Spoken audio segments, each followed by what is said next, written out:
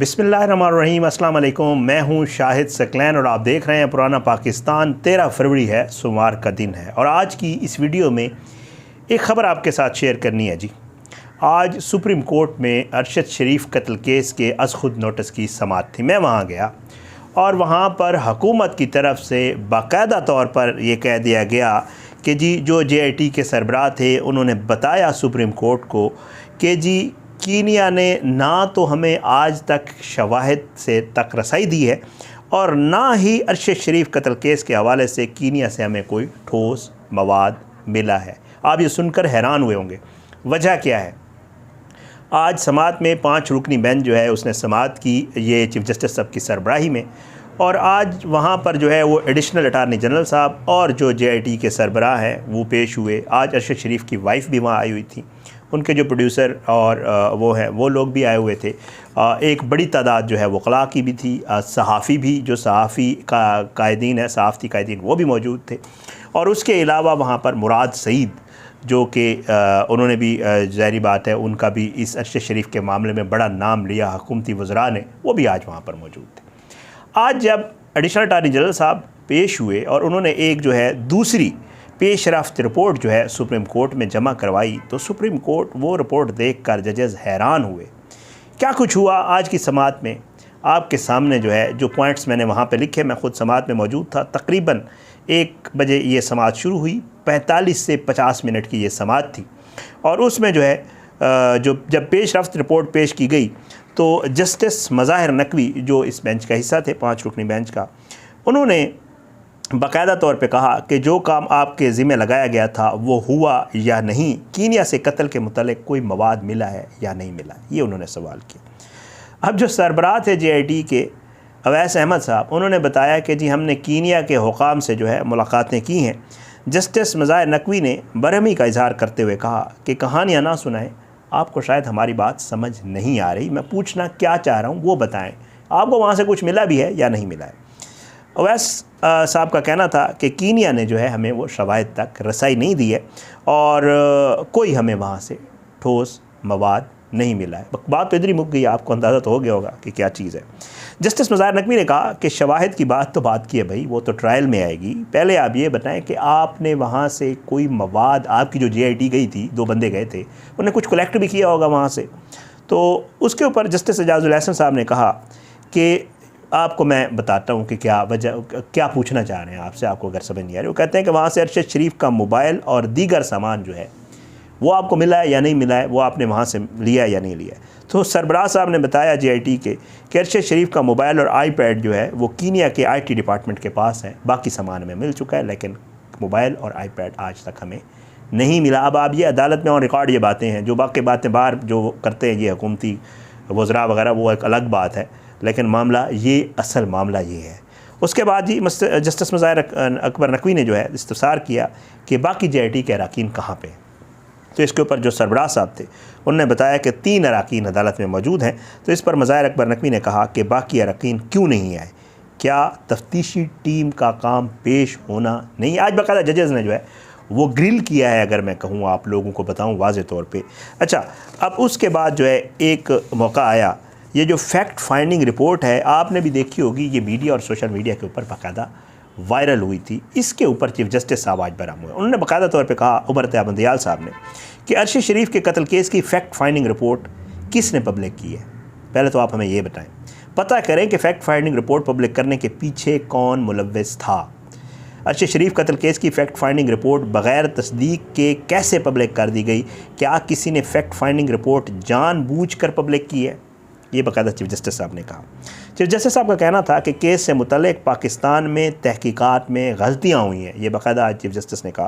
उन्होंने कहा कि एडिशनल अटार्नी जनरल, अच्छा इस पर जो है एडिशनल अटार्नी जनरल का कहना था कि कीनिया ने अरशद शरीफ कत्ल की तहकीकात में हमसे ताउन नहीं किया। बाकायदा उन्होंने कह दिया, वो कहते हैं जी हम एक्सेस नहीं दे रहे, लोगों तक नहीं पहुँचने दे रहे, ये नहीं कर रहे, वो नहीं कर रहे। बाकायदा एक जो है समझ लें, अगर मैं दूसरे अल्फाज में कहूँ तो एडिशनल अटार्नी जनरल साहब ने बाकायदा बेबसी का इजहार किया आज अदालत में।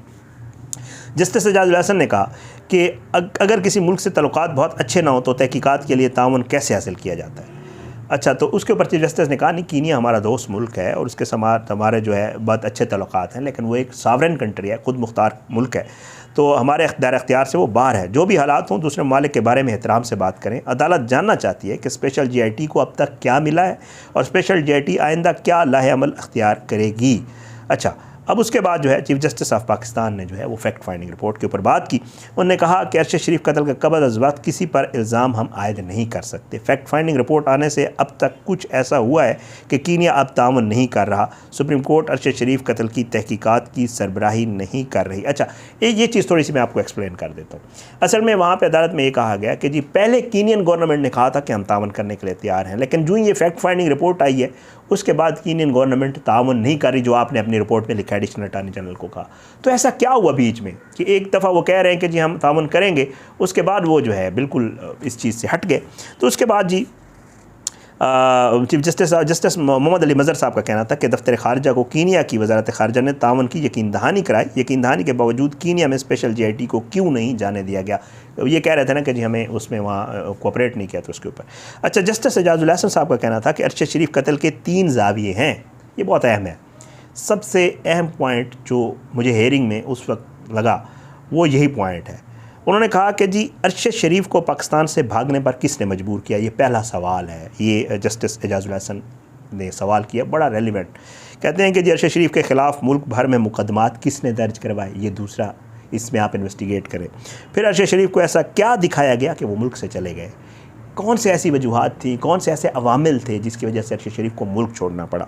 और कड़ियाँ जुड़ेंगी तो पता चल जाएगा कि अरशद शरीफ से जान कौन छुड़वाना चाहता था। ये जस्टिस एजाजुल हसन साहब ने आज बाकायदा कहा। जस्टिस मज़ाहिर नकवी ने कहा कि कीनिया की पुलिस जिस कहानी पर तहकीकात कर रही है वो काबिल कबूल नहीं है। वो जो कहानी है ना, ये कि अरशद शरीफ आ रहा था और गाड़ी को हमने चेज़ किया और वो SUV वाला वो सारा मामला आपको याद होगा, मर्सिडीज़ वाला, उन्होंने कहा वो वाली कहानी है बस, बाकी उसके ऊपर काबिल कबूल नहीं है। अरशद शरीफ हमने इसीलिए GIT बनाई कि वो वाली कहानी हमें काबिल कबूल नहीं है। ये बाकायदा आज अदालत में जस्टिस मज़ाहिर नकवी ने कहा।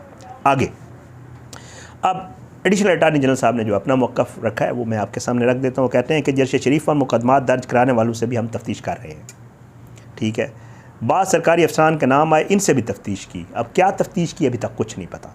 कहते हैं अरशद शरीफ पर मुकदमात के पीछे कौन था अभी कुछ नहीं कह सकते। जितना अरसा हो गया आपको पता है अरशद शरीफ के कत्ल को, और उसकी तहकीकात हो रही हैं, आज तक ये रिज़ल्ट है।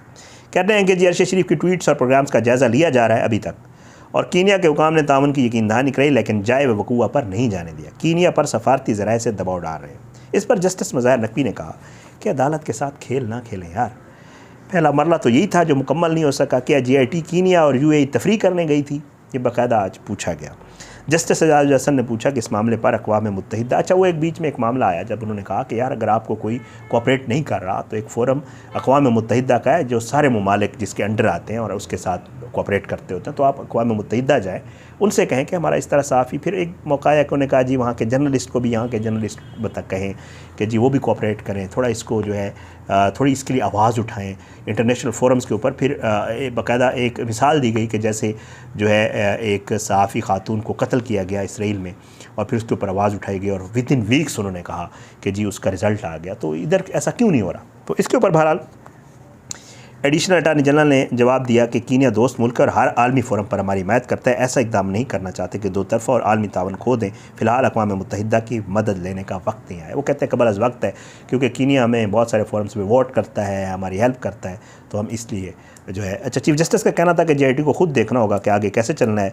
अच्छा, एक चीज़ बड़ी अहम, ये भी आप ज़रा गौर से सुनिएगा। कहते हैं जी अरशद शरीफ के अखराजात कौन और क्यों बर्दाश्त कर रहा था, किसके कहने पर अखराजात उठाए जा रहे थे। चीफ जस्टिस साहब ने सवालात किए, सामने क्यों नहीं आया। कई ममालिक के शहरियों का केस ज़िली अदलिया में हो। अच्छा, ये खैर उन्होंने एडमिनिस्ट्रेटिव बात की।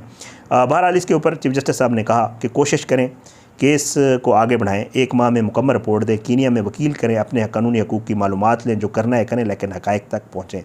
अच्छा, इसकी जो है समाअत उन्होंने मार्च तक, डेट नहीं दी, उन्होंने कहा डेट हम नहीं करते, वो कर देंगे फ़िक्स। तो फिर उन्होंने कहा मार्च तक इसको हम जो है केस को जो है आगे कर रहे हैं, और उन्होंने कहा कि 2 हफ्ते में आप लोग रिपोर्ट जमा करवाएं कि आपने क्या कुछ केस के ऊपर। फिर अगर कुछ आ गया सामने तो फिर हम इसको जल्दी भी हेयरिंग कर लेंगे। लेकिन एक बड़ी हैरान कुन चीज़ आज अदालत में हुई, वो भी आपके साथ रख देता हूँ। बताया गया एडिशनल अटॉर्नी जनरल साहब की तरफ से कि हमारे वज़ीर-ए-आज़म पाकिस्तान जनाब शहबाज शरीफ साहब पिछले 1 महीने से कीनियन सदर से बात करने की कोशिश कर रहे हैं और रिक्वेस्ट डाली हुई है कि मैं आपसे बात करना चाहता हूँ इस मामले के ऊपर, लेकिन कीनियन सदर ने उनसे बात करना गवारा नहीं किया।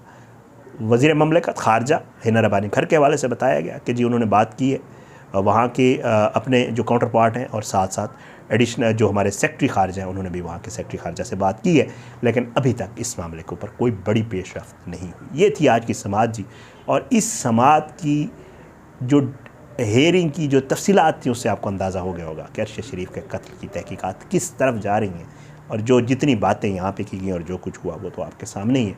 बहरहाल जी इंशाअल्लाह इस हवाले से और बाकी जो मामला हैं उनके हवाले से जो भी चीज़ें सामने आती रहेंगी आपके सामने पेश करते रहेंगे।